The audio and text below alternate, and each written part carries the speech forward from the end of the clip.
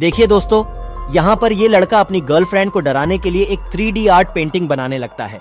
आप यहाँ पर देख सकते हैं कि सबसे पहले ये लड़का कुछ लाइन खींच लेता है, उसके बाद इन लाइनों को अच्छी तरह से सेट करने लगता है। दोस्तों लास्ट में इस लड़के की गर्लफ्रेंड का रिएक्शन बहुत ही मजेदार होगा, तो आप इसलिए वीडियो को एंड तक जरूर देखना। तो दोस्तों जब तक ये बंदा इस पेंटिंग को पूरा करता है, जब तक अगर आप भी अपने माता पिता से सच्चा प्यार करते हो तो इस वीडियो को लाइक करके हमारे चैनल को सब्सक्राइब कर लो। और दोस्तों आप यहाँ पर इस लड़की का रिएक्शन देख ही सकते हैं कि इस लड़की को यहाँ पर कुछ भी समझ में नहीं आता और इसका यहाँ पर पोपट बन जाता है।